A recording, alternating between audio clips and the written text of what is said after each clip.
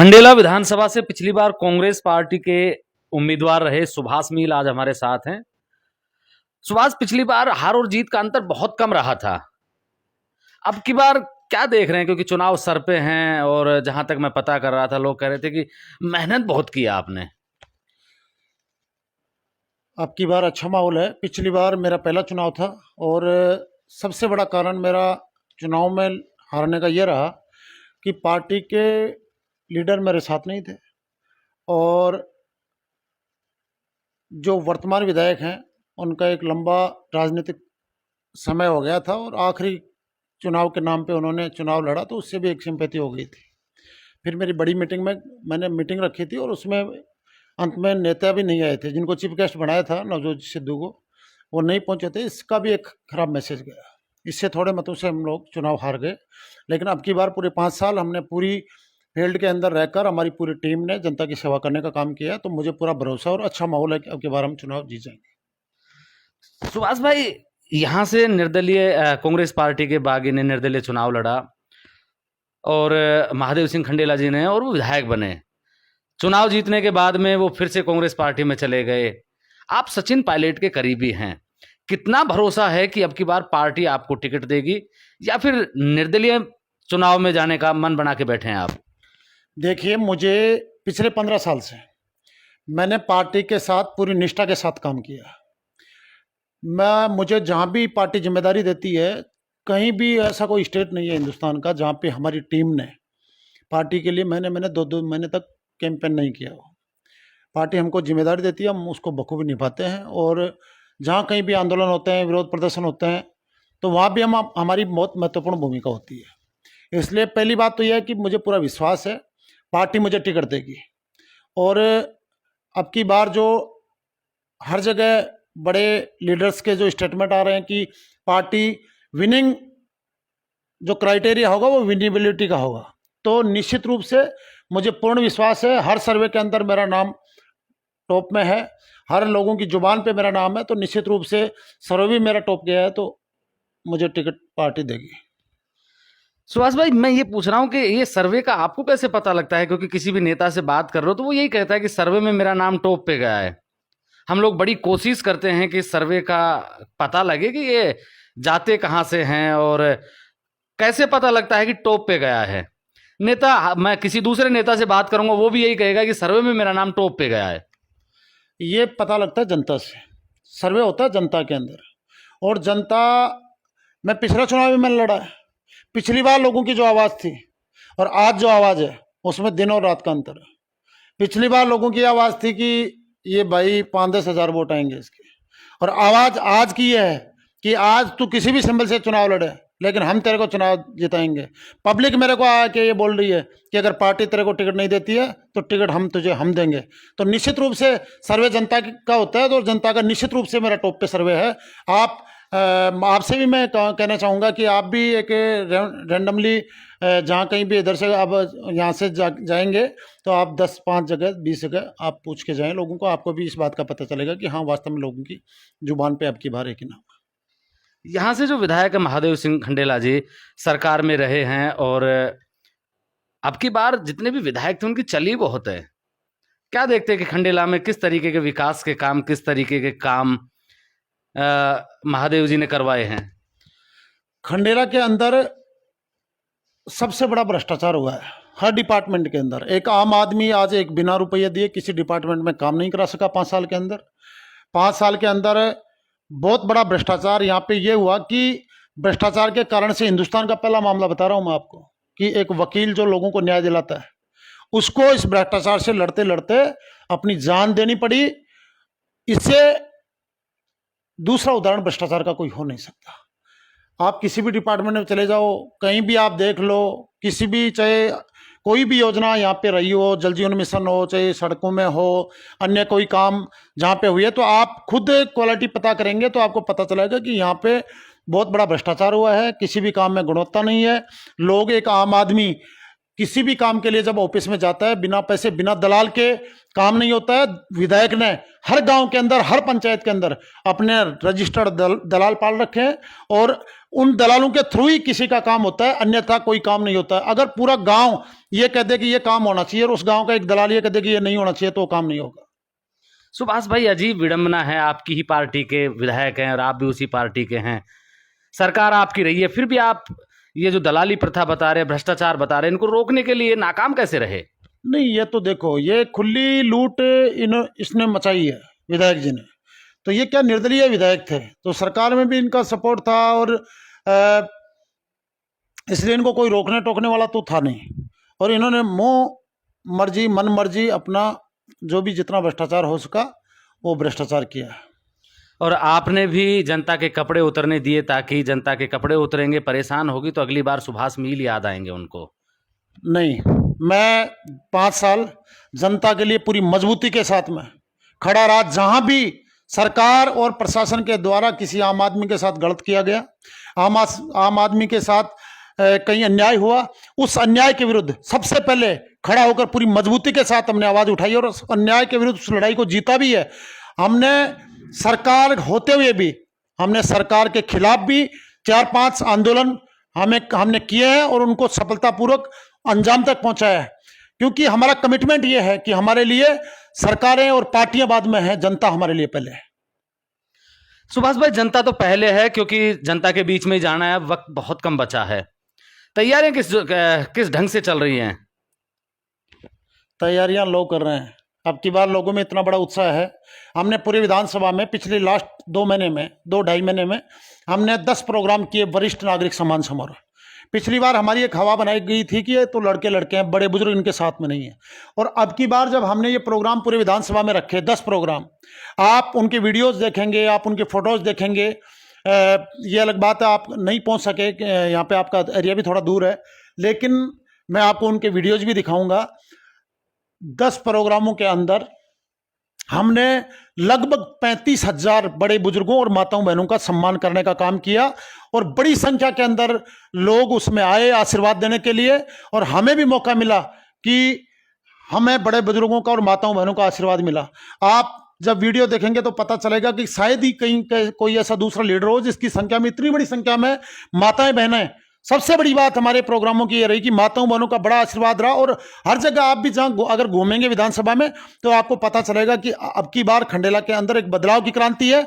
50 साल के परिवारवाद और वंशवाद के खिलाफ जो एक आमजन आवाज उठा रहा है, जो आमजन एक लड़ाई लड़ रहा है और आमजन खुद इसकी तैयारी कर रहा है। इसलिए चुनाव की तैयारी मेरे से ज्यादा एक आम आदमी कर रहा है। आम आदमी को ये, मैं जहां भी जाता हूं लोग ये कहते हैं कि अगर अब की बार हम इस बदलाव की आंधी में भी परिवर्तन नहीं कर सके तो फिर हमारे पास दोबारा ये ऐसा मौका आएगा नहीं।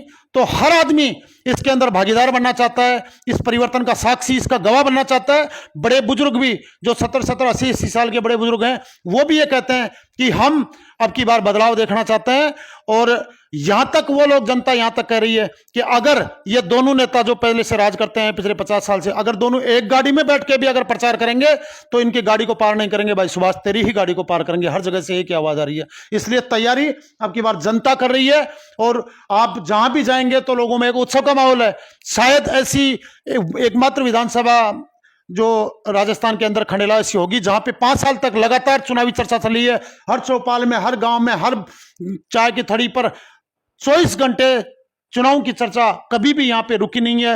लोग हर जगह एक ही बात करते हैं कि यार हमें पिछली बार पता नहीं था कि तेरे इतने वोट आ जाएंगे, हमें पिछली बार पता नहीं था कि आप इतनी नजदीक तक पहुंचाओगे, वरना हम पिछली बार ही आपको मौका दे देते। इसलिए मुझे तैयारी की कोई चिंता नहीं है।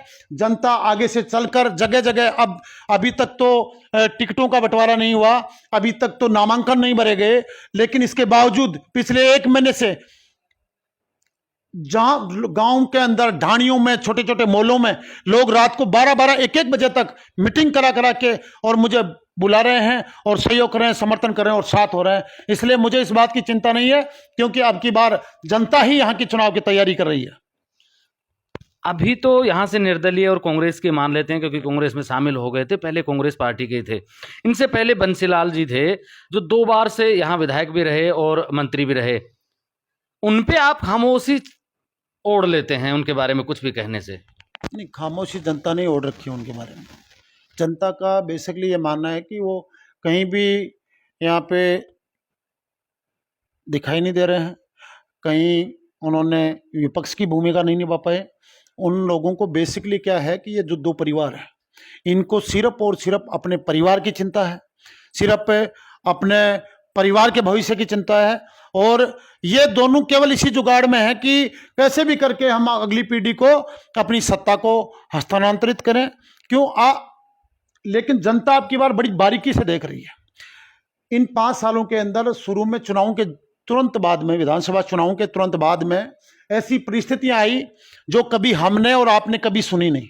कोरोना जैसी महामारी जिसमें सब लोग घरों में बंद हो गए थे, छोटे छोटे जो रोजगार के धंधे थे वो लोगों के बंद हो गए थे, और उस समय पे जरूरत थी लोगों को कि जो जरूरतमंद परिवार थे या जो जरूरतमंद व्यक्ति थे कि उनकी मदद हो। वो बड़ी अपेक्षा की नजरों से जनप्रतिनिधियों की तरफ देख रहे थे। लेकिन ये बड़ी विडंबना है कि जो पिछले 50 साल से जनता के वोट से बारी बारी से राज कर रहे थे दोनों परिवार, इन्होंने दोनों ने अपने घर के दरवाजे बंद कर लिए, अपने घर में दुबक्के बैठ गए। कहीं भी आप कोई भी व्यक्ति पूरे विधानसभा में, मैं आपको भी कहता हूं, एक व्यक्ति अगर आपको ये मिल जाए कि कोरोना में एक भी गरीब आदमी का आंसू इन दोनों नेताओं ने पहुंचा हो, तो मैं राजनीति छोड़ सकता हूं। लेकिन हमने और हमारी पूरी टीम ने बड़ी मजबूती के साथ एक रोड मैप बना के हमने कहीं से भी व्यवस्था की। हम कोई इतने धनाढ़े नहीं है, लेकिन जो अच्छे काम के लिए कदम उठाता है तो आप जैसे भाई उसकी बहुत से लोग मदद करते हैं। हमने पूरा एक रोड मैप बना के पूरी विधानसभा के अंदर, चाहे जरूरतमंद व्यक्तियों को राशन सामग्री देने की बात हो, चाहे दवाइयां वितरित करने की बात हो, चाहे कोरोना की दूसरी लहर के अंदर जो ऑक्सीजन की बहुत कमी, हर जो ज्यादातर रोगी ऑक्सीजन की कमी के जो दिखाई दे रहे थे, ऑक्सीजन सिलेंडर निःशुल्क देने की बात की गई हो। हमने घर घर जाकर लोगों की मदद करने का काम किया। चाहे हमारे बाहर जो मजदूरी खाने कमाने के लिए जो हमारे लोग बाहर गए हैं दूसरे प्रदेशों में, या हमारे स्टूडेंट्स जो बाहर गए हुए हैं, उनको घर तक सकुशल पहुंचाने की बात हो, हमने लगभग 450-500 लोगों को परमिशन भी दिलाने का काम, उनकी गाड़ियों को परमिशन दिलाने का काम किया। और वो भी एक बड़ा कड़ा, एक कठिन सा प्रोसेस था, लेकिन हमने कैसे भी करके उन लोगों को घर तक पहुंचाने में, जिसने भी हमें याद किया, उनकी मदद की। पिछले दिनों आपने देखा होगा कि गाय माता के, आप कह रहे हैं कि भाई आप इनको क्यों याद नहीं करें। ये वो लोग हैं जो चुनाव के अंदर गौ माता का नाम लेते हैं, गाय की बात करते हैं, गाय के भले की बात करते हैं, गाय की पूजा की बात करते हैं। लेकिन आप देखेंगे कि आप जब लोगों से पता चलेगा आपको कि जब गाय के अंदर, जब गौ माता पीड़ा के अंदर आई, जब उस पर लंपी नाम की महामारी ने कहर ढाया, तो ये लोग कहीं भी, एक भी जगह, एक भी गाय की सेवा करने के लिए बाहर नहीं निकले। जब लोग, इनके कार्यकर्ता कहते थे इनको कि साहब आप भी बाहर निकलो, सुभाष मिल के लोग गाय की सेवा कर रहे हैं, दवाइयां दे रहे हैं, जगह जगह जा रहे हैं, घर घर जा रहे हैं, तो ये लोग एक तो व्यंग कसते थे कि भाई गायों के कौन से वोट लगते हैं यार, ये तो ऐसे ही ठाले बुले घूम रहे हैं, इनका कोई मतलब नहीं है। तो मैं आपको ये कहना चाहता हूं कि जब ये लोगों को जरूरत थी, जब लोगों को उम्मीदें थी, जब लोगों को अपेक्षाएं थी इन लोगों से, क्योंकि किसी ना किसी ने इनको एक एक बार तो वोट निश्चित रूप से दिया है, तो उन लोगों को बहुत बड़ी उम्मीदें थी इस वक्त में कि ये लोग आएंगे, हमारी मदद करेंगे। लेकिन ये लोग बाहर नहीं निकले, घरों में दुबके रहे। हमने और हमारी पूरी टीम ने जान की परवाह किए बिना, पूरी जी जान और एक भावना के साथ में, सेवा भावना के साथ में हमने लोगों की मदद करने का काम किया। आज वही लोग, जो जरूरतमंद परिवार थे, वो ज़्यादा प्रभावी नहीं है, लेकिन आज वो लोग अपनी जगह मजबूती से खड़े हैं। और वो मुझे आके करें कि हमें वो दिन याद है, ये कोरोना भी चला गया, सारा समय गुजर गया, लेकिन सुभाष भाई आपने जो हमारी मदद की थी, हम उसको कभी ज़िंदगी में नहीं भूल सकते। इसलिए वो लोग आके मेरा हौसला बढ़ा रहे हैं। सुभाष भाई, आपने यहाँ से विधायक महादेव सिंह खंडेला पे भ्रष्टाचार के आरोप लगाए। मैं ये जानना चाह रहा हूँ कि, और लोग भी ये जानना चाहेंगे कि मान लीजिए आप विधायक बनते हैं, जो आरोप आपने लगाए हैं क्या उनको सिद्ध करके उन पे कार्रवाई करवाएंगे आप? निश्चित रूप से, क्योंकि राजनीति में आरोप लगाते हैं नेता एक दूसरे पर, लेकिन जैसे ही सत्ता में आते हैं, जैसे ही पावर में आते हैं, हाथ मिला लेते हैं बैक हैंड से। मैं आपके चैनल के माध्यम से लोगों को यकीन दिलाता हूं कि ये भ्रष्टाचार की कड़ी टूटेगी, और जिन मामलों के अंदर हम जांच करवा सकते हैं उनमें जांच भी होगी, भ्रष्टाचार उजागर भी होगा, और जो उसके पीछे दोषी होगा उसके लिए कार्रवाई भी होगी। हमने भ्रष्टाचार के लिए यहां भी लोगों के साथ में हम खड़े हुए हैं। लोगों को सस्पेंड तक हमने अधिकारियों को यहां पे करवाया है। इसलिए इस बात के प्रति आपके माध्यम से मैं जनता को कहना चाहता हूं कि आप निश्चिंत रहें। हम भ्रष्टाचार के प्रति जीरो टॉलरेंस की नीति अपनाएंगे और निश्चित रूप से जो दोषी होगा उसके खिलाफ कड़ी से कड़ी कार्रवाई करेंगे। यह है सुभाष मील, युवा नेता हैं। पिछली बार कांग्रेस के सिंबल पर चुनाव लड़ा था, अब की बार पार्टी टिकट देती है तो कांग्रेस सिंबल पे, नहीं तो फिर निर्दलीय चुनाव लड़ने का मन तो नहीं है आपका? देखिए, मैं पहले भी आपको कह चुका हूं ये बात कि लोकतंत्र के अंदर जनता जिसको टिकट देती है वही चुनाव जीतता है, और मुझे पूरी उम्मीद है, मुझे पूरा विश्वास है कि अब की बार जनता मुझे टिकट देगी और विधानसभा में पहुंचाएगी। धन्यवाद। ये सुभाष मील हैं जो खंडेला से विधानसभा चुनाव लड़ने की तैयारी कर रहे हैं। तैयारी का पूरा मन है, चुनाव लड़ेंगे। आप मेरे साथ देख रहे हैं ब्लैक एंड व्हाइट सच। मैं महेंद्र यादव। जय हिंद, जय भारत।